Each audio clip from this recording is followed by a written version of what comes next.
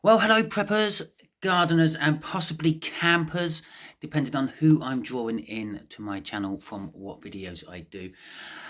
It's the end of nearly the end of the first week of March here where I am. It's nearly the end of the first week of March everywhere, I suppose.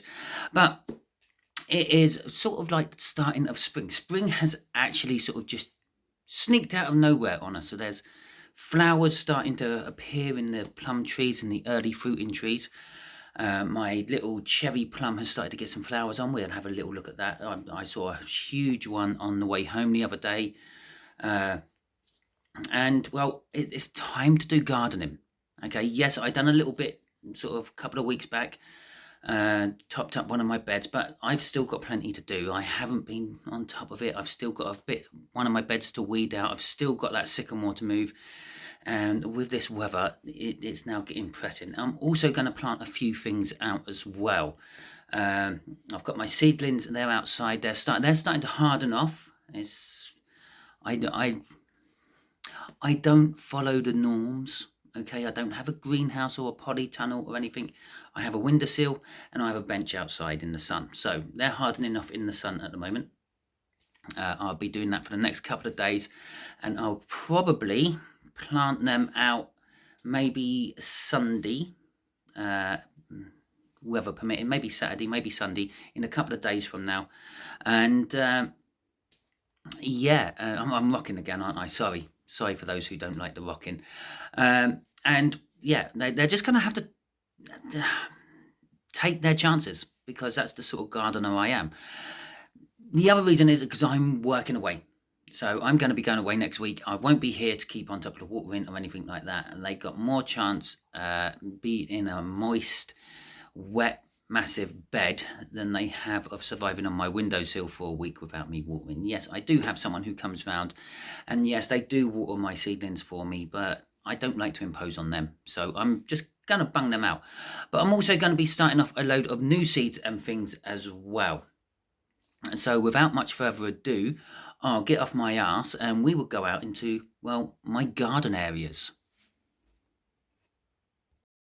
Well, here I am in the front garden. Hopefully the wind isn't too bad. I've probably picked the most windiest day of the week to do all this and outside and videoing outside. If it is bad, I'll just voice over this. Hopefully, if I can work out how. If not, don't worry. What we're going to do today is I'm going to drain the water out of this pot. This pot is going to be what I put my sycamore in. It's one I forgot to put the holes in when I bought it, and it is filled up with water, rainwater, and it's got half the bottom of it is soil, and it's had a few dead things thrown in it from time to time, dead things being plants. And yeah, I'm going to drain this off because it should be like quite nutrient rich for my seedlings, which are on the table, which hopefully you can see just there. Lovely. And yeah, it's going to help them grow a little bit because they're in a seed compound, which basically is just a medium for the roots to go in. There's not much in the way of nutrients for that. I'm going to drill this quite high for the hole because I want some water left in the bottom of that during the summertime to give my tree a more chance of living, basically. So yeah, obviously there's more water in there than the pot I'm putting it into. If we have a little look-see, there you go, see. And once that's drained out, or that pot is full, because that'll give me plenty of water for my seedlings, and not just them seedlings but my future seedlings I grow. It's an experiment again, see if it makes them any better or not. And it's rainwater, which is better, so it don't have any of the chemicals that tap water has, which we all know about. Okay, and yeah, I know, don't use tap water, especially on your plants, but at the end of the day you use what you got. So there you go. Well, here we are on the dark side of the garden. This is backside, north facing, so don't get much in the way of sun, but that is one of the main reasons I'm actually doing all this on this side, to see how well fruit and veg grows in poorer light conditions. So not so much the fruit, I haven't really got anywhere to do fruit, it takes a lot, but you know what I mean. While I'm here, I'm also just going to do a little bit of weeding as well, and get some of the weeds out of here, because I got this big thing growing in here and it's not something I planted. I have no idea what it is, and well, I don't want it. So I might also top up with soil, any leftover. So if you remember from my last video, I did have an onion growing in here. I think that has rotted out. So onion didn't work. Oh, it stinks a little bit, but there is actually a tiny little bit with a little bit of growth on there. So I'm just going to stick this in the corner. It's very wet. I think it might have got waterlogged. So I'm going to just stick that in there and see if that goes, and everything else can just rot in.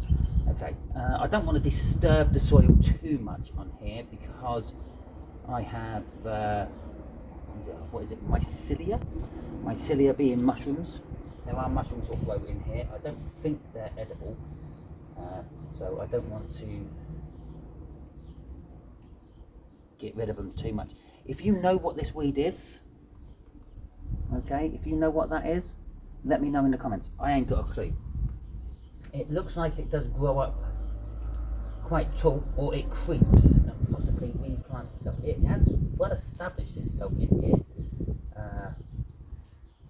Probably something to do with cats and frogs and the like, and its roots seem to go quite well in as well. So let's get that out a little bit more.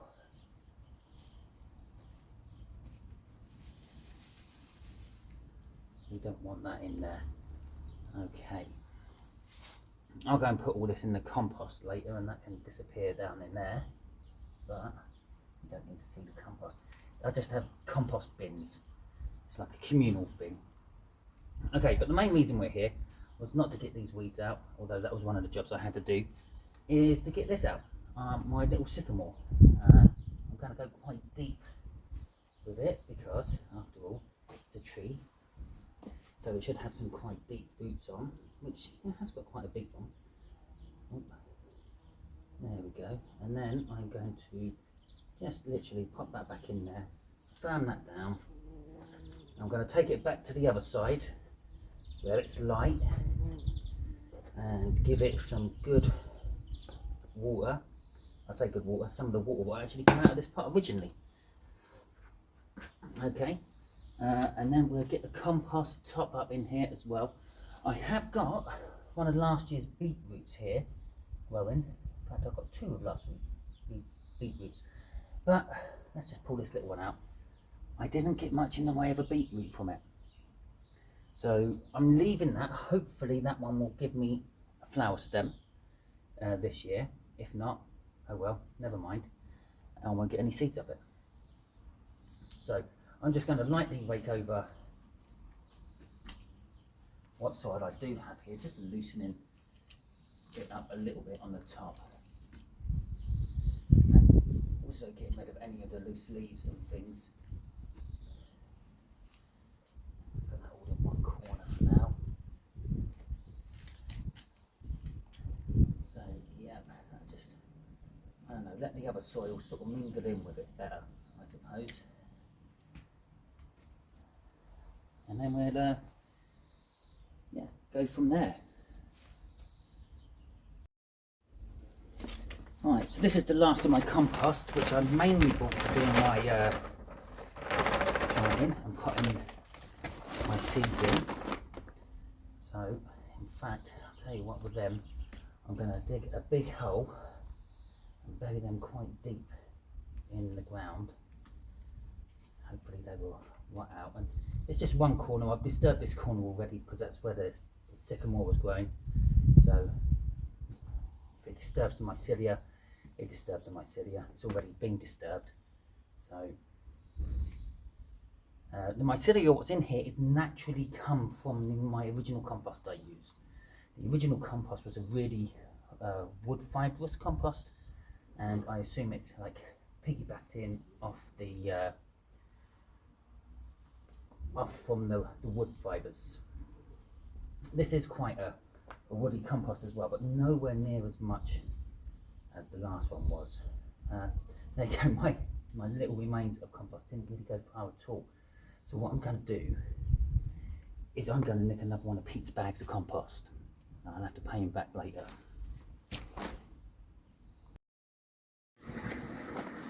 So here we are, another bag of compost. Hopefully, it's quite old. It's soaking wet. It's been sitting there for a couple of years. It's one of his old, or not old customers. It's one of his customers' old bags which they never used, and asked if he could get rid of it. So he said, "Yeah, as you do." And well, I'm now getting rid of it. One. It just saves me a car trip out, basically. Obviously, as I said, I'll splash him some money for it. Let's just break that up. Put that in.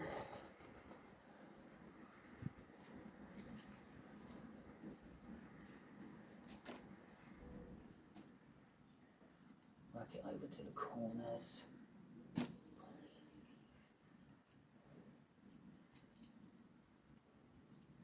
Obviously, don't be scared to get your hands in there and things. It don't all have to be done with a tool of some description.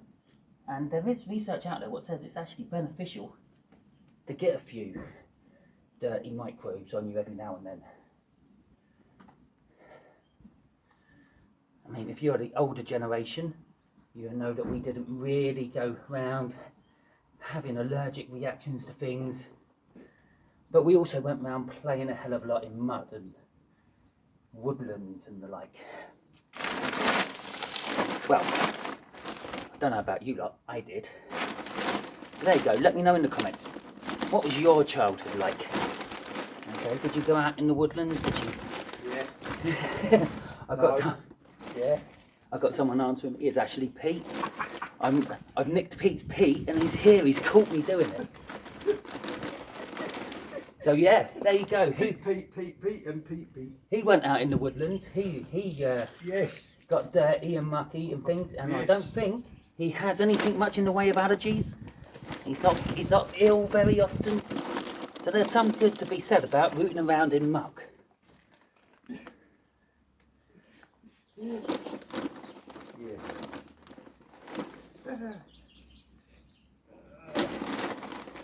No. She wants a pot. I'll give her this one.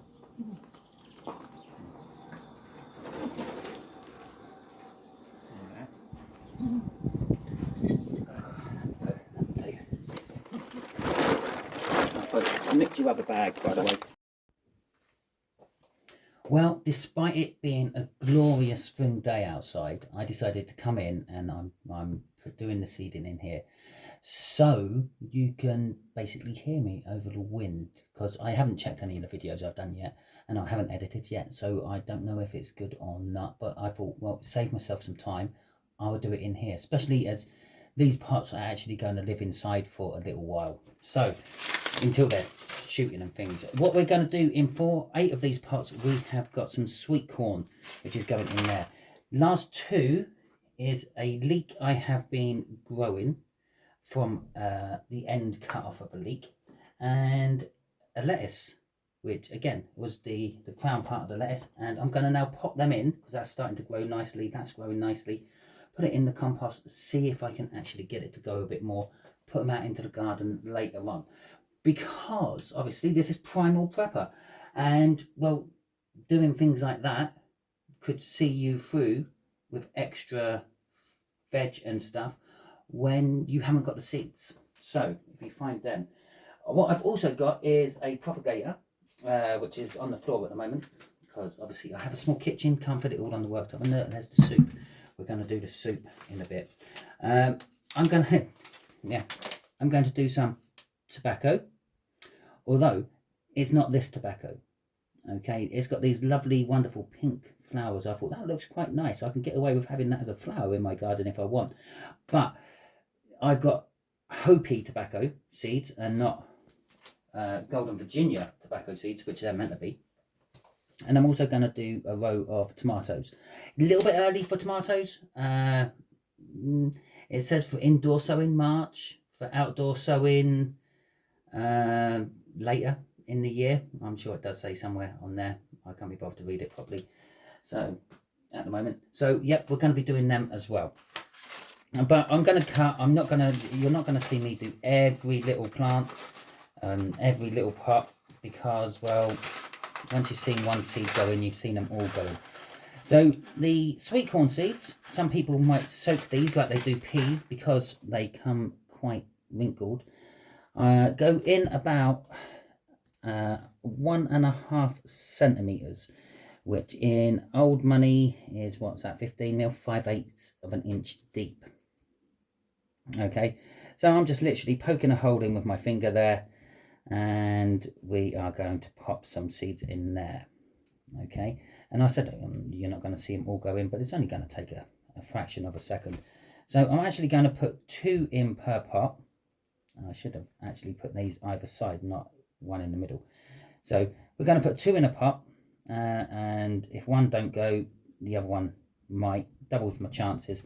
So that one's done. I'm going to just pop that there like so, and we'll do the rest of them in a bit, because this one is going to be where the leek goes, and it needs a bit of a bigger hole because, well, it's a leek. I have no idea how deep to do this. There you go, look at the roots on that, and that is just literally putting water. I did put a little bit of tissue in there, okay, just to keep the moisture there all the time. My hole is nowhere near deep enough, so what I'm going to do is I'm going to take that bit of tissue out and just throw that in my sink for a second. Oh, tissue. And again, when I say tissue, I mean basically kitchen roll. Okay, so we're going to take some of that soil out of there. This is just ordinary multi-purpose compost. Okay, I'm putting this in, not seeding compost or anything special. No special mix for me, and that is going to go in there. We're going to push those sides out a little bit more, so it is more of a, there we go. I did hear a little crack. I'm not overly happy with that. I hope it's just one little root and not loads of them. Okay, and then we're just going to put the soil back in around that, poke it down, hopefully get rid of any of the air holes and things. Okay, and that's going to now go to my front window, which this is my north facing window. Don't get much sunlight through there. Get plenty of, well, you get sunlight through there. Obviously, I know I'm doing this in my kitchen. It's probably not the most hygienic thing. I did put some kitchen roll down first. Okay, so it's not going to catch everything, but it's going to catch some of it, I suppose. And yeah, that's my style. I'll give it a good clean down before I prep any food, as you always do anyway. So, and that is going to go in there. That's a little bit deep. Let's put some of that soil back in there. There you go. And literally, I'm just going to put the soil round the crown of this. It doesn't seem to be showing any signs of roots on this one. So I'm not 100% sure if that's actually going to work or not. I'm going to nick a little bit of soil out of here to just top this one up, because I'm pretty sure the sweet corn seeds are not going to notice that. So there we go, we've got them 2 done as well. Hopefully that will take, and that will grow a bit better as well. So I'm going to put you on pause with a clean finger and finish seeding these, and then we'll do the tobacco seed and tomato seeds. So here we go, here's my propagator. Obviously it doesn't have the lid on at the moment. This propagator has a fabric and a stand. So what you do is you actually fill this bottom bit full of water, and it gradually soaks up through the fabric, through the soil, which is quite good. And it's going to be handy for me because, as I think I've already mentioned in this video, I'm working away next week. So yeah, this will help water them throughout the week when I'm not here. Now, tobacco seeds require quite a hot temperature to grow, or to germinate, we should say, and they want direct sunlight to germinate as well. So literally, I'm just going to sprinkle these on the soil on the top. We're going to do a little mix of both, because this isn't the first time I've grown tobacco seeds. These are my original tobacco seeds, which I have grown, and they are, God, years old now. In fact, the expiry date on them is not on the date. They've got 900 odd seeds in the pack. Yeah, and it don't, no, that's not the expiry date. I don't know, I can't see. I've obviously ripped it off when I opened the packet. But these seeds are tiny, tiny, tiny, tiny seeds. Okay, if you can see that in my hand, yeah, I know my hand's dirty because I've been gardening, but there you go. They are tiny little seeds. Some of the smallest seeds I've ever seen. Okay, and literally I'm just going to pop a few in. I'm going to literally broadcast sow these in the pots. And I've got 6 cells in each side. So I'm going to put them 3 cells with my original tobacco seeds. And then I have got some seeds I've saved from the plants in previous years I have grown them. And they are in here. The reason I have actually got seeds, I've got nowhere near as many seeds in here, as you can see, a little scattering. The reason I have seeds so well is because the first year I actually got these to germinate, because I took about 3 years learning how to get these to germinate. So the first year I got my tobacco seeds to germinate, I went away. I've done that working away malarkey again. I had potted them onto bigger pots, but had left them. These seeds actually feel bigger than the original ones. And you can see that they might be bigger as they sprinkle up. And again, I'm just literally going to broadcast them on those 3 as well. And I'll just weed out the smaller ones. But yeah, I went away and they were in pots at that point.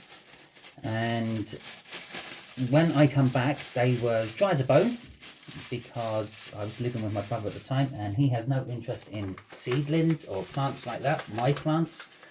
So he, yeah, I didn't ask him to, but I didn't really think about it. So I watered them, gave them a good nice soak in, so they got some water, and caused them to bolt. So I ended up with tobacco plants grow anywhere up to about, well, if you depended on what species you got. The Hopi one is quite a dwarf one. It grows to maybe 1 meter high.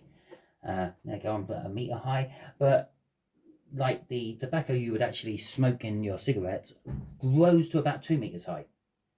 And so I ended up with little plants about this big with flowers on. So I got the seeds out of them flowers. So it's probably not the best stock to be using because, yeah, they didn't grow very tall, which might make them even more dwarf than 1 meter.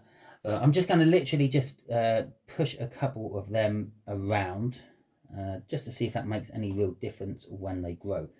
Okay, so theoretically we should have, I will note on there what's what. I would say like original seeds, kept seeds, and things like that. Probably just initial them and then have a bit of paper kicking around somewhere what has that on.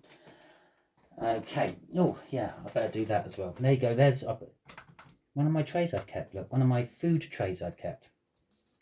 So there you go, comes in handy again for all sorts of wonderful things. Okay, so let's get this one open. This is the tomato seeds, and I do kind of love the way they put them in these bags and they stick it all down, so you have to rip the bag apart, but they put all the instructions on the bag of how to grow them. They're not very people friendly. And then they put the dates on the bottom one, so when you pull the bottom open, you lose the date, or if you rip the bottom open, you lose the date. But there we go, we've got another little bag of seeds in here, so we'll just shake them down. These should be a little bit bigger than the tobacco seeds, which they are. Now, as a rule of thumb, a seed should only be about 2 to 3 times deeper than its thinnest point. Okay, a couple of those seeds are sticking together. So I'm going to put 2 seeds in each of these. That's one. And when I say 2 seeds, I mean I'm going to put 2 seeds. If there's clumps and there's more than 2 in each one, well, so be it. And we'll just put out the weakest again. So I'm giving them a bit of space. And I've never grown tomatoes before either. Reason I've never grown tomatoes before is because I'm not a big tomato fan. And the only reason I'm growing tomatoes today is, or this season, is because, well, it's you guys, actually. Primal prepping. That and the fact that I'm going to make some tomato sauce with some, if I get them to grow. These ones are, what are these ones called? Marmanda. Okay, and they look like big, nice, juicy ones. If I'm going to go for a tomato, let's make it something fancy, not what I can buy in the shop. Okay, so I'm just going to put this little label, this manufacturer of seeds, Young's, no, Johnson's. They come with little fancy labels like so. So I know that they're them ones, and I would also get the same little label off the sweet corn and put them in the sweet corn one. So I know that they're my sweet corns. Not that I've got so many different plots and things on the go that I don't know, because, as I said, I'm working away. And all my seedlings from earlier in the year, my February seedlings, I'm actually going to put out, and they're going to have to fend for themselves at the end of the week, or at the weekend. So I'm just going to get some more of my potting compost and just sprinkle a little bit over the top of that. I know some people use vermiculite, and through watching various different people using vermiculite, I thought, well, what is the Primal Prepper version of vermiculite? Because obviously, just by the sound of it, it don't sound like something you can just chisel off a stone. So I'm thinking sawdust. Okay, unfortunately, I'm not at work at the moment, so I haven't got my hands on any. So what I'm going to do is I'm going to just sprinkle a bit of potting compost. This is ordinary compost. That's potting compost, which I bought, and it's probably about 2 or 3 years old potting compost as well. But with potting compost, not a big deal, not a big issue. As far as I'm concerned, you can reuse that over and over again, as long as you ain't got any disease coming through it in any way, shape or form.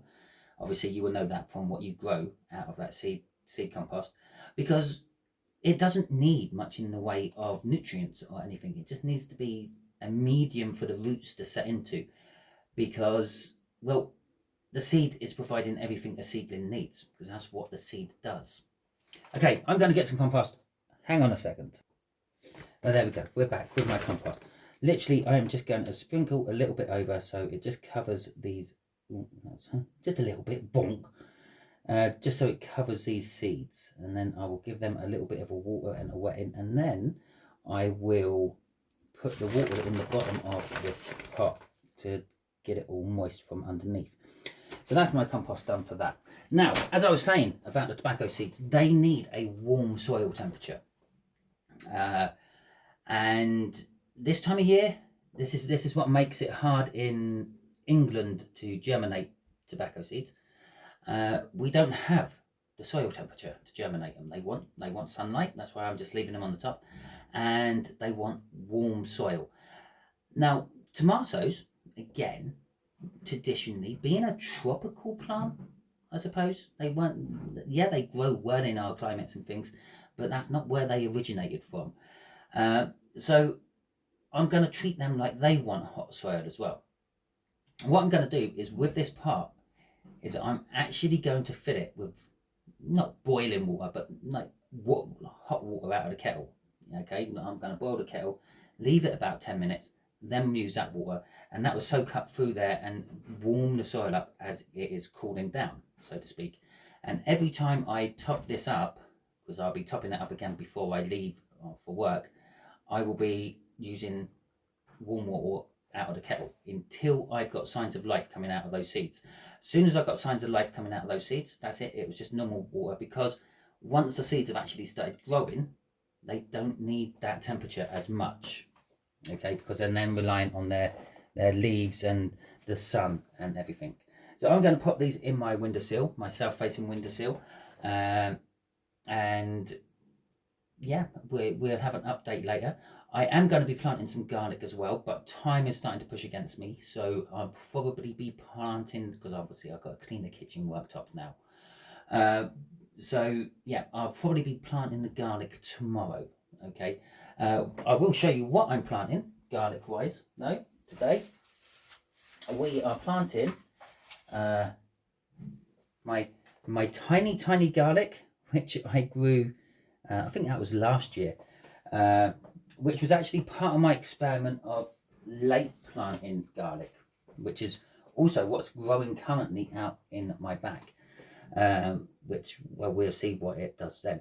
But that was the only one what actually survived, and it was a spare clove I had, and I threw it in one of the pots in the front. Weren't really expecting much. I threw it in with a couple of onion sets, and what I got off my onion sets was, well, more onion sets. Okay, so I'm going to be putting them in as well at some point, but it's a little bit early to be putting onion sets directly outdoors, because although the garlics like the frost and the cold because it helps them split into bulbs, I'm thinking, because I've ended up with loads of these from all my onions I've tried to grow, the cold actually makes the onions not bulb up as in a bigger bulb, which is what I'm aiming for, but it makes them split into smaller onion sets. And that will be something I will be looking into as well. I might put a couple out now, hopefully get a couple of frost and see if I just get little onion sets off there or if it grows into bigger onions. The biggest onion I grew off my onions I planted last year was this one. This was the only one what didn't actually split into extra bulbs. And it is bigger. It is bigger than the original onion what went in, because the original onion went in was about the size of that garlic. So yeah, it has got a little bit better. It did get a little bit bigger, but at the end of the day, it was just literally, I threw them in a pot. The pot was well used and abused. It's probably very low in nutrients and things. It was just, I had them, so I popped them in. Okay, so yes, garlics tomorrow. I'll be putting the garlics in tomorrow, and maybe anything else I can think of doing. Maybe, you never know, I might buy some more compost, and I have got another couple of pots that need topping up and things. So until then, enjoy yourself. Well, it's come to that time where I'm going to put my seedlings out anyway. I think it's a bit early for it, and some of these seedlings I'm not sure I should have actually done in seed trays, like my carrots and my parsnips maybe would have been better direct sowed, which I'll probably do next weekend when I get back from working away. But because I'm working away and I won't be able to look after my seedlings, I'm putting them out now and letting them fend for themselves. We'll have a quick look at the seedlings. So here we go. These are my carrot, no, this is my brassicas, broccoli and cabbage in there, and some of them are just getting their first leaves, others have got quite well developed. So, and in this side we have got the courgettes, the beetroots, the parsnips and the carrots. Now, if you look carefully on some of the carrots, you can see they are just starting to make their first leaves, and so is a couple of the beetroot. So I might be just about getting away with this. Now, I've got other things to put in here as well, which I've planted this weekend, or put the seedlings in this weekend. So I've got my sweet corn, which will be going in these corners. One there, and one in the middle. So my brassicas I'm going to put in between them, because they need about the same space between them. It's about 16 inches, 400 mil. And I know that this box is about a metre wide. Yeah, so that's my cabbages and my broccoli gone in. I've gone about 16 inches apart, I suppose, maybe a foot. Obviously, the smaller the spacing, the smaller the cabbage heads or the broccoli florets will be. Bigger the spacing, the bigger the cabbage heads, and so on. Now, I haven't got enough sweet corn yet planted up to do this whole thing. So my sweet corn will probably be stopping about here. So I'm going to put the courgettes at the front. There, and there. And all my other ones will be going in that one there. Now, if you've noticed, I have gone and stuck two in a lot of these. Mainly because, as I said, I think it's a little bit early to be putting them out, but they're going to just have to hope for the best. And if they go, they go. I can always just pull the weakest one out. On the other side, I did only put one in because, well, that's what I started doing. What else? I will water these all in before I finish, so don't worry about that. I'll finish planting everything else in first. Yeah, I've put them quite low because obviously I don't want the wind to rock them about, and like cabbages grow low to the ground.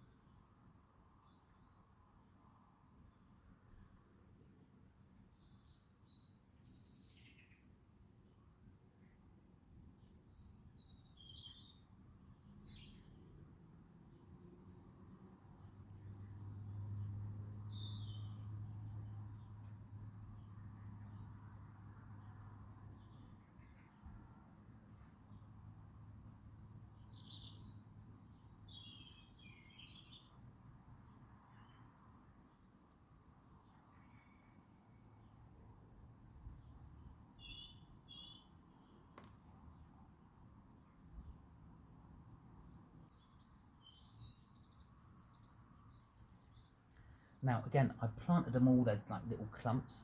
The beetroots themselves, not a problem. They actually like to grow together.